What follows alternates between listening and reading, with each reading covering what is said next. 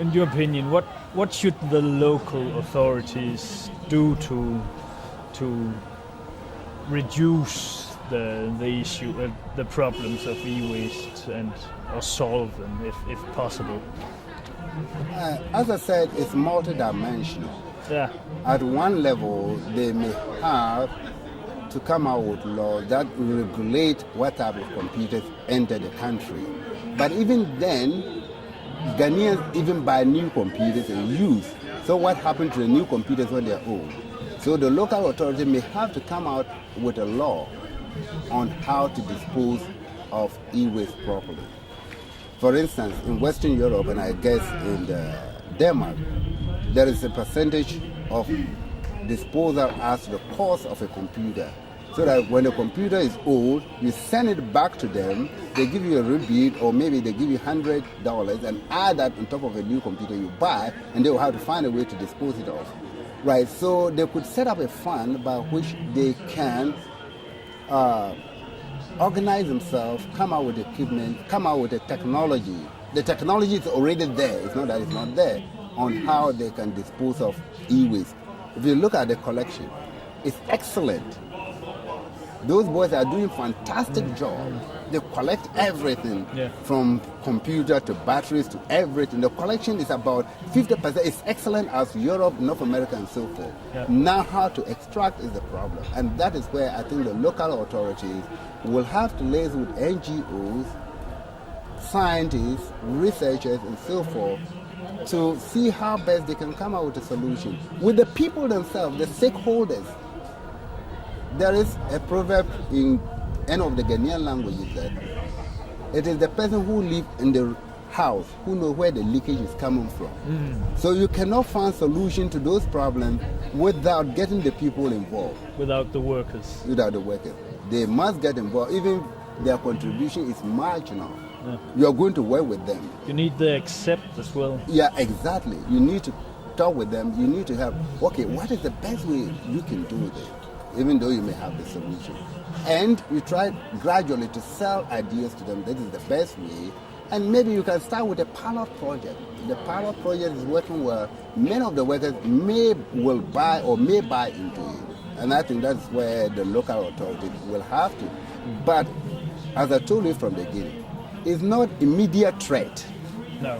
People don't see that I'm sick because some toxic from e-waste have entered the water and have drunk, or animals have eaten grass grown on e-waste and I bought the meat and eat.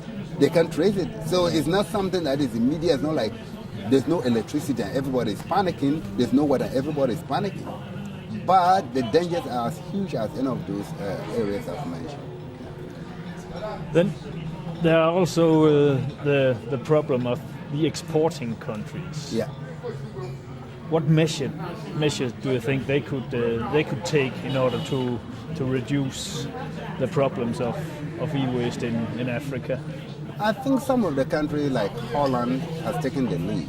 There are laws on the age of computers you can export. But the other problem, I said, the levels are different, right? I don't know the percentage off my head, but a large number of computers come in the name of aid. Yeah. An institution is donating computers to a school. The school has no electricity. The computers come there, they stay there for 1 or 2 years, and they become redundant. They are no more useful. They have to be dumped anywhere. You can tell them it's a donation. Yeah. So that one is more difficult. The official one where maybe a company collects computers that, well, we know how to dispose of computers. And because the cost of production, the cost of disposal is huge there, they decided to bring them here. That is where the exporting countries can do much. But if it is organization donating, it's goodwill. So, and you have to find a balance between that and the official. There are some companies which make it a duty that Africa is a place where they can dump these things. Yeah. So that is where your governments can do a lot. And they have to link with the recipient countries so that they understand and monitor this problem very well. Do you have anything else you would like to add? Yes, what I would like to add is basically at the smaller level of exportation of computers. Institutions like hospitals, universities, they should look at their policy carefully, that if you are going to export computers to an institution here, you make sure that they have very good use for them, and you make sure that you're not sending computers which are outmoded or any electronic equipment that are outmoded. Right. We still have a lot of, just not computers, we're concentrating on computers, but you look at fridges. Yeah. There are a lot of fridges that are no more acceptable in Western Europe and North America because they contain certain chemicals in them or certain pollutants. Yet those computers can be bought and exported here. So those countries can also, the same kind of law should apply, that because they can use them here, we must dispose them off here and not to send them where we don't care really about. Yeah. And lastly, I want you to spread the message. People are not aware of the harm that the exploitation of e-waste is doing to other people's lives. Somebody needs a computer, I'm only doing a help by giving him a computer. So people should understand it, and I think if the information gets out there, people will take a second look and people begin to question authority and people begin to put pressure on their governments. Right? It's good, to come here and do development work, but it's also good to put pressure on your governments to do some things that will improve the lives here. Because the action or inaction of the developing countries, their governments, have the tendency to cause more problems for people here. So we keep quiet, you think that, it doesn't matter, it's going to affect them. Or you produce a lot of computers, you don't know how to dispose them off, and therefore your action is to dump them here.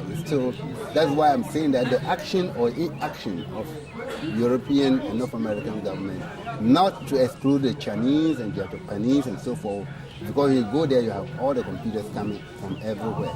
At the same time, I also think that the government, the local government, should also be working around on how to come up with a framework on how to dispose of computers, because even without importation, we will still buy new computers. When they're old, what do we do with them? Absolutely. Okay.